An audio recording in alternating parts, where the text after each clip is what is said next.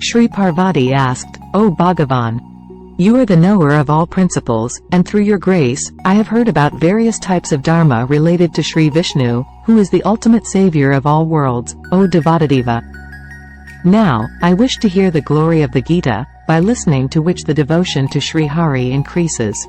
Shri Mahadev replied, "We worship that Bhagavan Mahavishnu, whose form is like a lazy blue lotus, whose vehicle is the king of birds Garuda, who never falls due to his magnificence, and who lies down on the bed of Shishnag. Once upon a time, while resting on the beautiful throne of Shishnag, which destroys the demon Mur, Bhagavan Vishnu was being adored by the goddess who brings joy to all beings, Lakshmi. At that time, Lakshmi respectfully asked a question. Shri Lakshmi asked, "O Bhagavan, although you are taking care of the entire universe, why are you indifferent to your own opulence, while sleeping on this ocean of milk?" Shri Bhagavan said, "Greetings. I do not sleep, but rather experience the realization of my own Maheshwar form through the inner perception that follows the essence. This is the same radiance that yogis perceive within their own consciousness through sharp intellect and that Mimamsaka scholars establish as the essence of the Vedas. That Maheshwar radiance is one, ageless, radiant in form, self-manifest, free from disease and sorrow, an abundance of unbounded bliss, unmanifest, and free from duality. The life of this world is dependent on that radiance, and I experience that radiance. Devi Ishwari, that is the reason why I appear to be sleeping to you."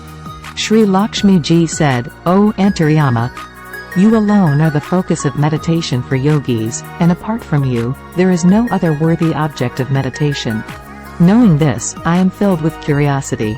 You are the one who creates and destroys this animate and inanimate world, and you are all-powerful. Even in this state, if you are different from that supreme essence, please explain it to me." Lord Krishna said, "My dear one, the nature of the soul is distinct from duality and non-duality, free from existence and non-existence, and beyond the limits of beginning and end. It is purely beautiful and attainable through the illumination of divine knowledge.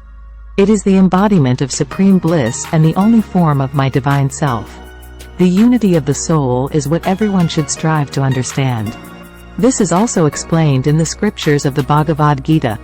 After hearing Lord Vishnu's words, which were full of immeasurable brilliance, Goddess Lakshmi had doubts and asked, "Lord, if your form is beyond the reach of supreme bliss in mind and speech, then how does the Bhagavad Gita teach about it? Please resolve my doubts." Lord Krishna replied, "Listen, beautiful one. I describe my position in the Bhagavad Gita. You should understand that the 5 chapters represent my 5 faces, and the 10 chapters represent my 10 arms. The 1 chapter represents my stomach, and the 2 chapters represent my lotus feet. In this way, you should understand the 18 chapters as the divine embodiment of Ishvara. This knowledge alone destroys great sins. A wise person who practices even 1.5 chapter or 1/4 of a verse from the Bhagavad Gita daily becomes liberated, like a skilled archer who hits the target with ease." Shri Lakshmi Ji asked, "Lord, who was Susharma? What was his caste, and how did he attain liberation?" The Lord replied, "My dear, Susharma was a man of great ignorance and wickedness, and he was the pinnacle of sinners. He was born in the lineage of Brahmins who were devoid of Vedic knowledge and committed cruel deeds. He did not perform meditation, chanting, homa, or hospitality for guests. Due to his foolishness, he always remained engaged in worldly pleasures, working as a farmer and selling leaves for a living. He had a habit of drinking alcohol and also ate meat. In this way, he spent a long time in his life. One day, the ignorant Susharma was wandering around a sage's ashram to collect leaves. In the meantime, a black snake in the form of death bit him, and he died. After that, he went to many hells, where he suffered various tortures. Then he returned to the world of death and became a burden-carrying ox there. At that time, a lame man bought him to live his life in peace. The ox carried the burden on his back with great difficulty for 7 or 8 years.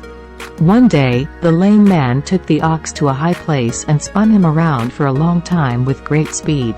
The ox became tired and fell heavily on the ground, becoming unconscious.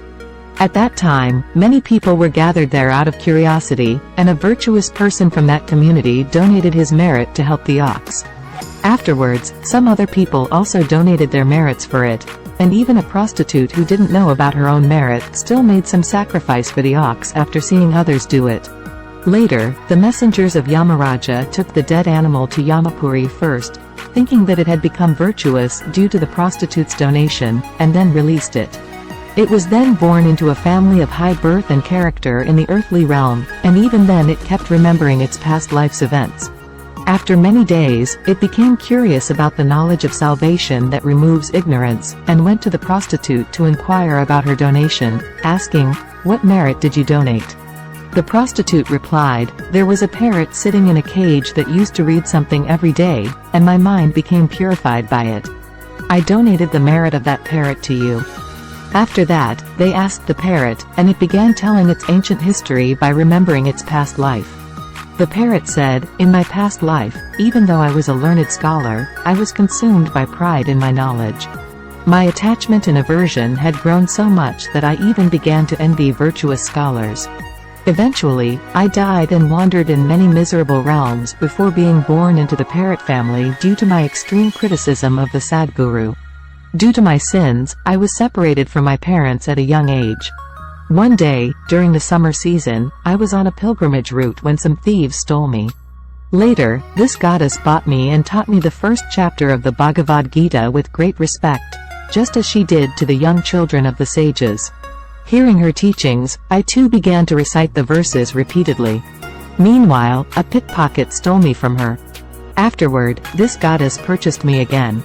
In my previous life, I had practiced this first chapter of the Gita, which helped me to overcome my sins. The same chapter purified the mind of this prostitute as well, and due to her merits, the Brahmin Sasarma also became free from sins. In this way, praising the significance of the first chapter of the Bhagavad Gita and discussing it with each other, all three of them started practicing the Gita regularly at their respective homes. Then, by attaining knowledge, they became liberated. Therefore, whoever reads, listens, and practices the first chapter of the Bhagavad Gita, they face no difficulty in crossing this ocean of existence.